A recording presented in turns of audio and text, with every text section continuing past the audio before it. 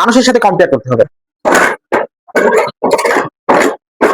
আসসালামু আলাইকুম। দেখেন এদের ঘুম, দেখেন কত রিফ্রেশ, পরিষ্কার পরিচ্ছন্ন জায়গা, কত সুন্দর ঘুম দিচ্ছে, আরাম করছে, জাবর কাটছে। ঈশার নামাজ পড়ে আসলাম, এসে এদের দেখলাম, মনটাই ভরে যাচ্ছে। একটি গরু দিয়ে শুরু করেছিলাম, আলহামদুলিল্লাহ এখন 4টি গরু। অনেক স্বপ্ন নিয়ে কাজটি শুরু করেছিলাম, ধীরে ধীরে এগিয়ে যাচ্ছি। অনেক বড় খামারি হতে না পারি, একজন স্বাবলম্বী খামারি হওয়ার স্বপ্ন নিয়ে এগিয়ে যাচ্ছি। এখন 4টা গরু আছে, কিছু ছাগলও আছে। অন্য একদিন ছাগলের ভিডিও আপনাদের দেবো ইনশাআল্লাহ। এই সেক্টরে কাজ শুরু করতে হলে অনেক ত্যাগ স্বীকার করে শুরু করতে হবে।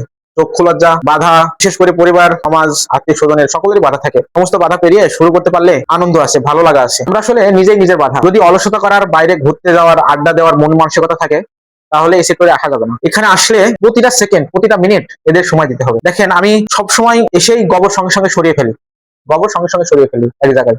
যে এখন কিন্তু তারা পায়খানা করছে, এখনই সরিয়ে দিব। সারাদিন এদের পরিচর্যার উপরেই থাকি, আলহামদুলিল্লাহ। এদের খাওয়ানো, গোসল করানো, গোবর ফেলা সবকিছু আমি নিজেই করি। ধীরে ধীরে গরুর সংখ্যা বাড়াবো ইনশাল্লাহ। মানুষের আর এই গরুর মধ্যে পার্থক্য করা যাবে না।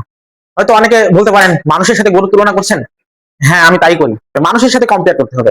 যেমন আমার শরীরে ময়লা থাকলে ভালো লাগবে না, ভালো বিছানা না হলে ঘুমাতে ইচ্ছা করবে না, পচা বাসি খাবার দিলে খেতে ইচ্ছা করবে না। ঠিক তেমনি ওদের ক্ষেত্রেও সেম টিপস ফলো করতে হবে।